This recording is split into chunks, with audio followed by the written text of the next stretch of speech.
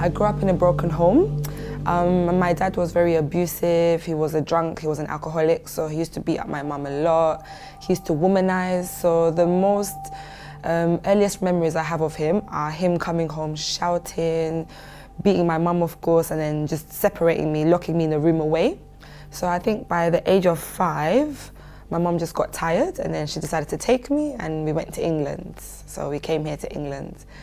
And I thought life was going to be better because it's just me and her, but it got worse, a lot worse, because she started to be really sad.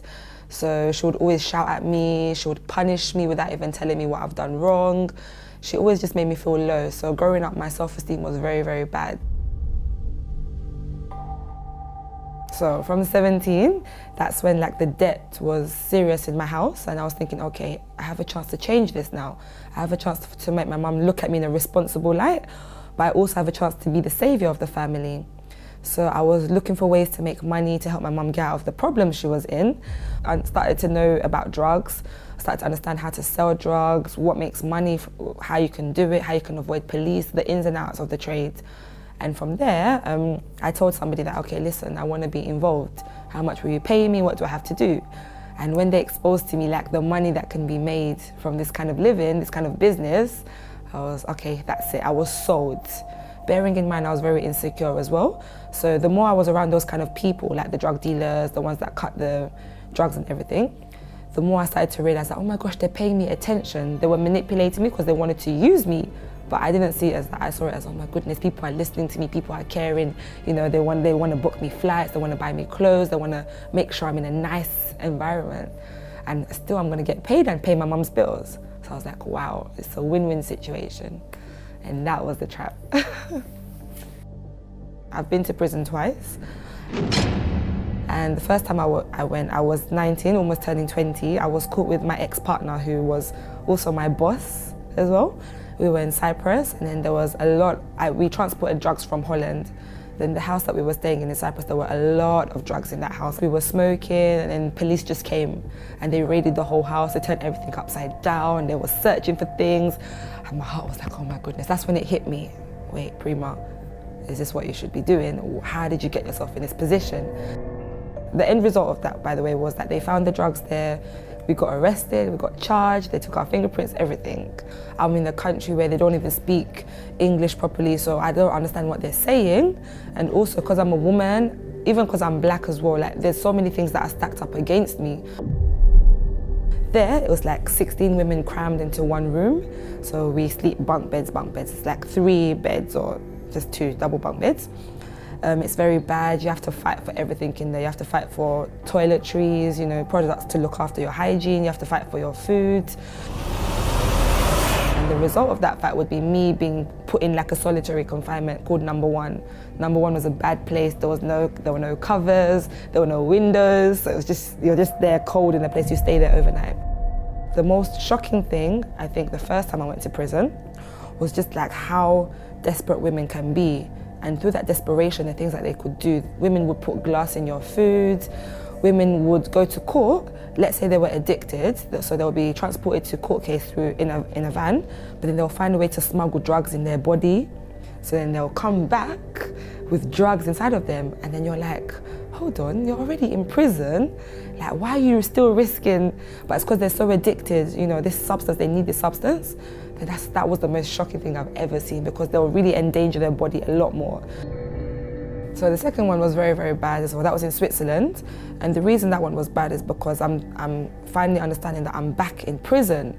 And this time I'm alone. Like, my ex-partner at this point was the one that put me in that trouble. He went against me. So already I had to really try and make peace with that in my mind. Then this time I really tried to humble myself. I tried to reach out to my mum. Everyone abandoned me. So I'm far away. Again, there's not many black people on this side of Switzerland, so they don't look too highly upon you. They make things difficult for you. I had to learn German.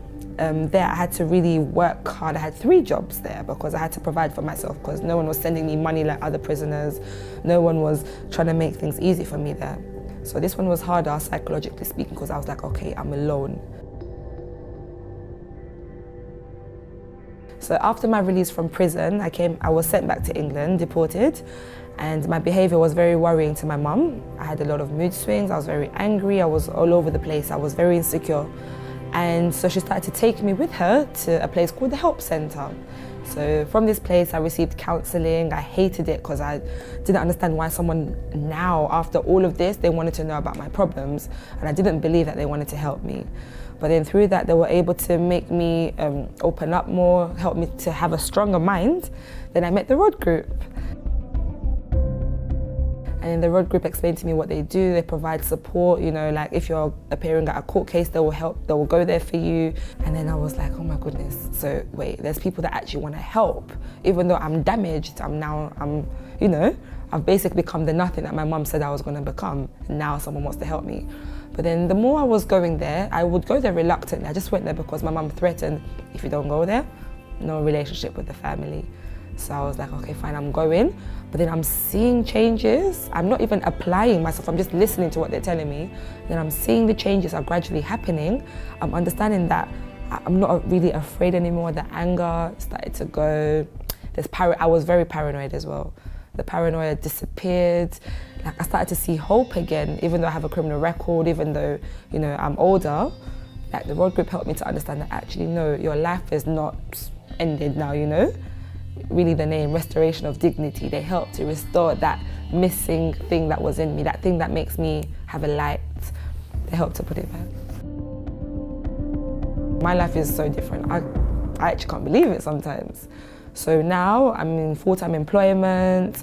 I've sort of got a business project that I'm involved in. Like I've got a passion for baking, so I provide cakes now to like a certain shop, which is amazing. I don't know how it got to happen, but it happened. He liked what I baked, so now I bake for him regularly. I've got some other projects that I'm working on. I'm confident, and it's very nice. And it's thanks to the Rod Group, thanks to the Help Centre. You know, they allowed me to see the value of myself. They allowed me to hit my head and actually realize this is where I'm going wrong. This is where I need help. They humbled me as well. They taught me how to really ask for help. And it's nice.